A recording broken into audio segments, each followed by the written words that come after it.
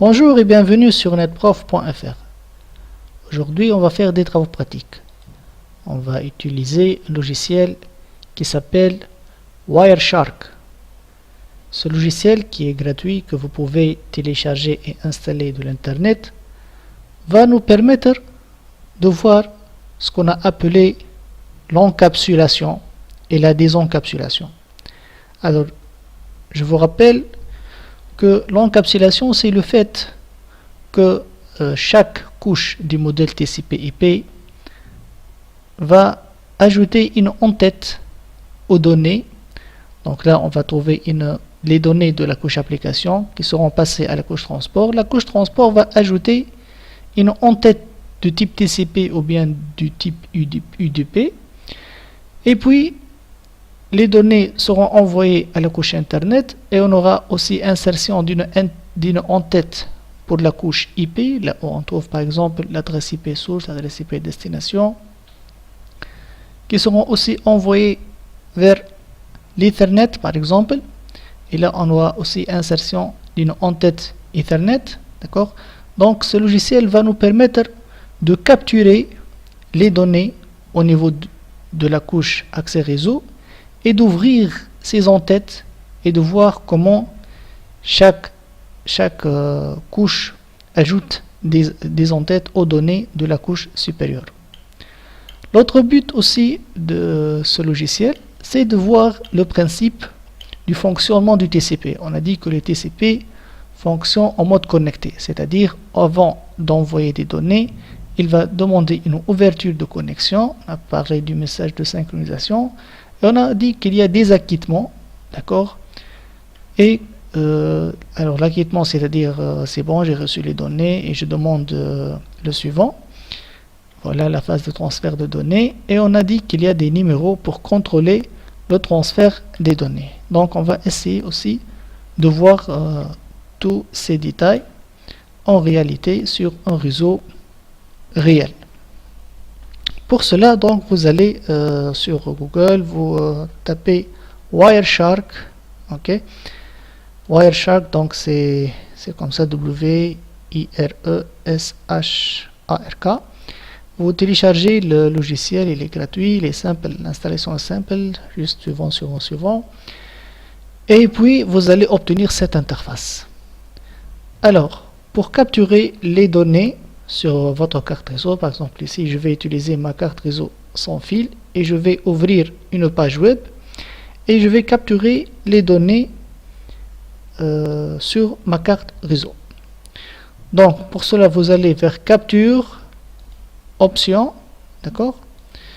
Donc vous obtenez cette page.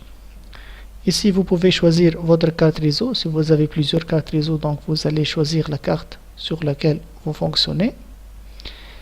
Et pour simplifier la capture, on va filtrer sur le port HTTP, puisque je vais capturer un trafic web.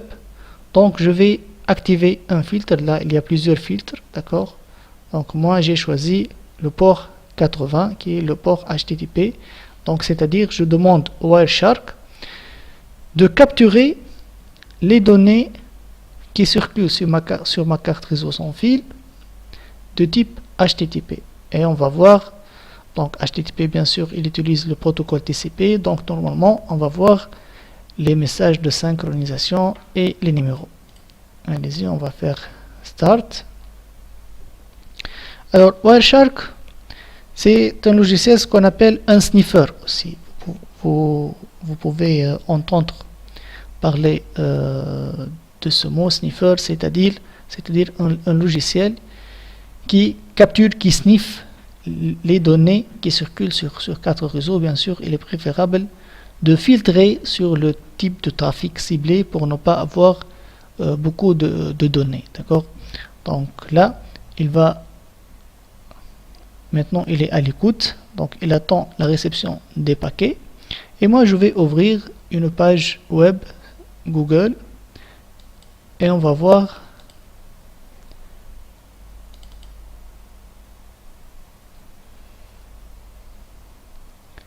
Allez-y.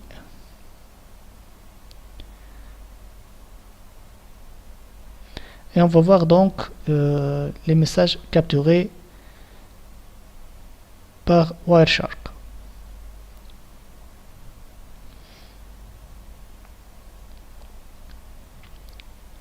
Alors cette lenteur ne vient pas du logiciel mais plutôt du l'encodeur de Windows. C'est bon, la page est affichée. Je peux fermer ma page et revenir sur Wireshark. Alors voilà, il y a beaucoup de choses. Qu'est-ce qu'on a ici? Je vais arrêter la capture, stop, et on va essayer d'analyser tout ça. Donc ici on a trois fenêtres ou bien trois parties. Ici c'est la trame numéro 1, numéro 2, numéro 3 capturée au niveau Ethernet. Donc si on ouvre cette trame, elle doit contenir aussi de l'IP et contenir aussi du TCP, d'accord, jusqu'à la couche application. Donc on a combien de trames? 37 trames. D'accord. Si je clique sur n'importe quelle trame, là j'ai le détail de chaque trame, c'est-à-dire les 4 couches. D'accord. On va voir ça après. Donc là, c'est les détails des couches et les entêtes. Par exemple, là, c'est l'entête Ethernet, l'entête IP, l'entête TCP. Vous pouvez poser la question où sont les données. Alors là, il s'agit d'un message de contrôle. Par exemple, ici, c'est un acquittement. Donc, il n'y a pas de données. Par contre, on peut voir ce message, par exemple, qui contient du HTTP. Donc là, on trouve la couche application.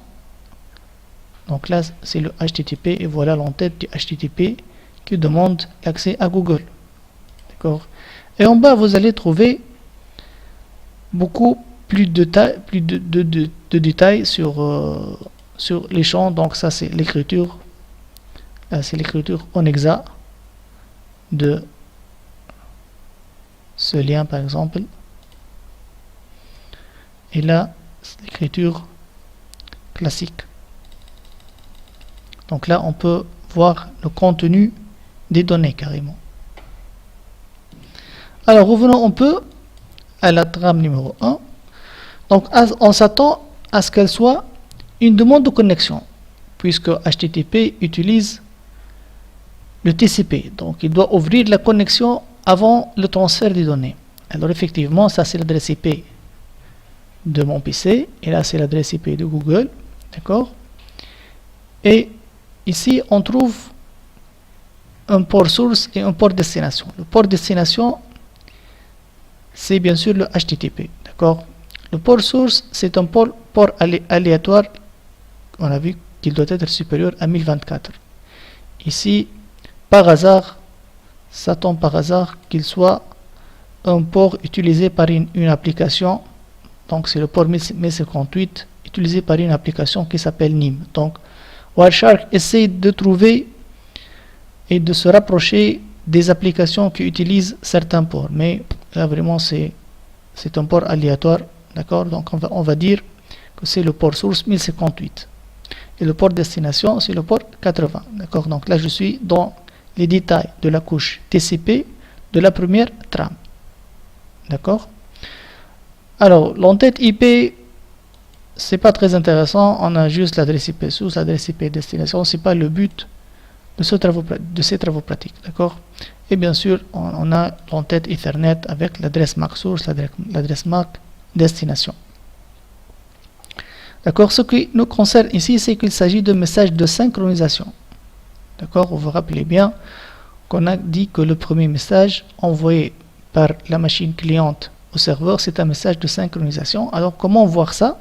Dans l'entête TCP, il y a ici des flags et l'un des flags s'appelle 5.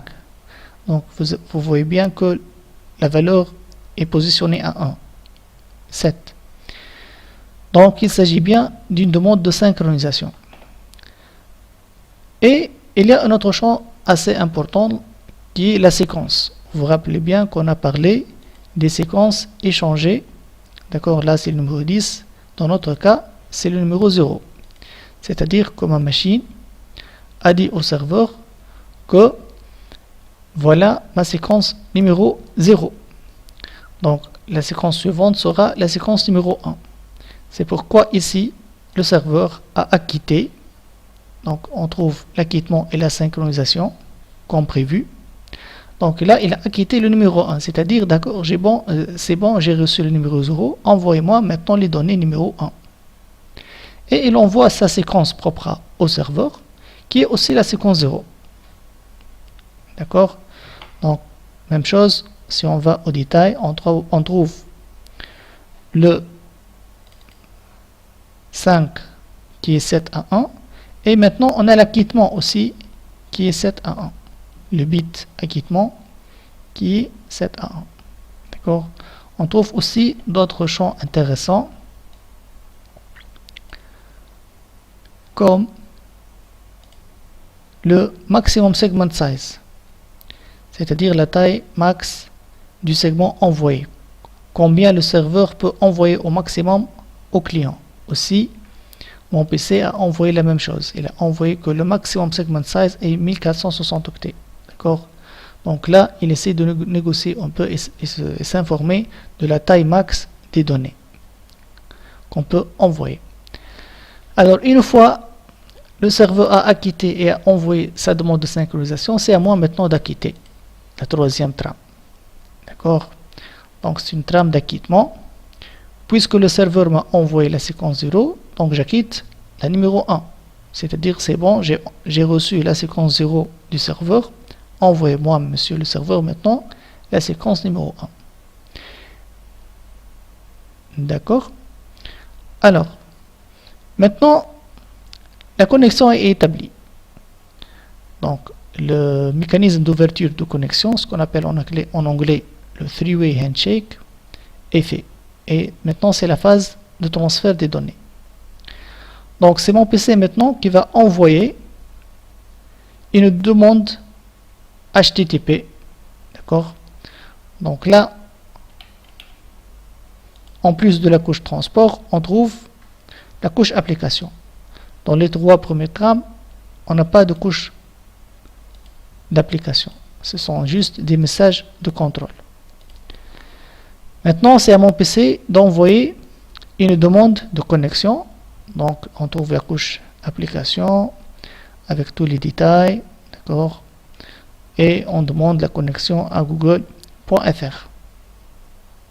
Si on va maintenant voir un peu ce qu'il y a dans l'entête du TCP. Alors, cette demande de connexion a utilisé 516, plutôt 515 octets. On a envoyé 515 octets au serveur. Donc ce sont des données envoyées au serveur pour demander la connexion au site Google. C'est pourquoi la prochaine séquence doit être la numéro 516. Puisque ça, c'est ma première séquence. D'accord? Alors je vous rappelle que le dernier message reçu du serveur, il a acquitté le 1. C'est-à-dire qu'il attend de moi le message numéro 1. C'est pourquoi, maintenant quand j'ai envoyé des données, j'ai dit qu'il s'agit de la séquence numéro 1. La séquence de données numéro 1. Et puisque j'ai envoyé 515 octets, donc la prochaine séquence sera le numéro 516. C'est pourquoi ici le serveur va acquitter la 516. Vous voyez bien? Et la séquence du serveur est toujours à 1, puisqu'il n'a pas encore envoyé les données.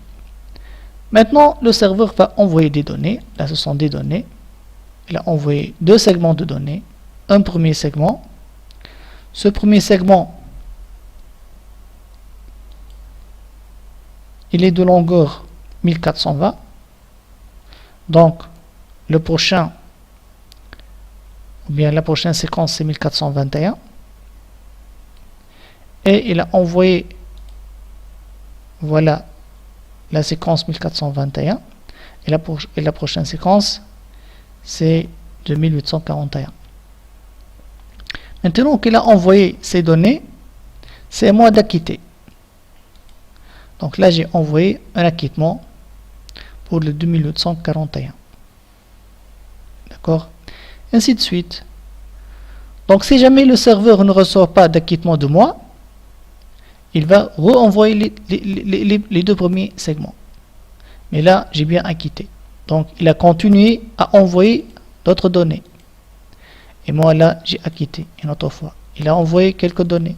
Et moi, j'ai acquitté. D'accord? Ainsi de suite se fait. Par exemple, regardez ici. TCP Retransmission.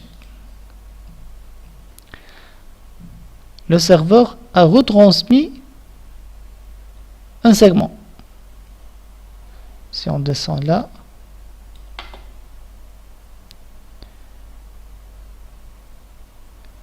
retransmission. Pourquoi il a retransmis un segment? Parce qu'il n'a pas reçu mon dernier acquittement.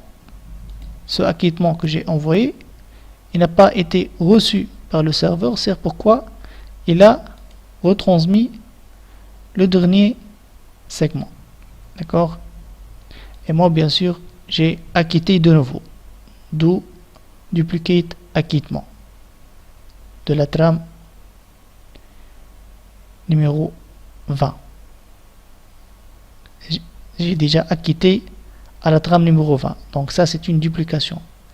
Pourquoi j'ai acquitté une autre fois? Parce que le serveur m'a renvoyé les données, parce que mon dernier acquittement n'est pas arrivé pour une raison ou une autre au serveur. C'est pourquoi il est retransmis. D'accord? J'ai détecté la retransmission et j'ai acquitté de nouveau. Ainsi de suite. Donc se fait, par exemple, regardons ici, ça ce sont des données, je demande encore des données, donc voilà l'entête du HTTP, et je découvre ici une deuxième demande de synchronisation. C'est parce que la page web peut contenir plusieurs liens vers plusieurs hôtes.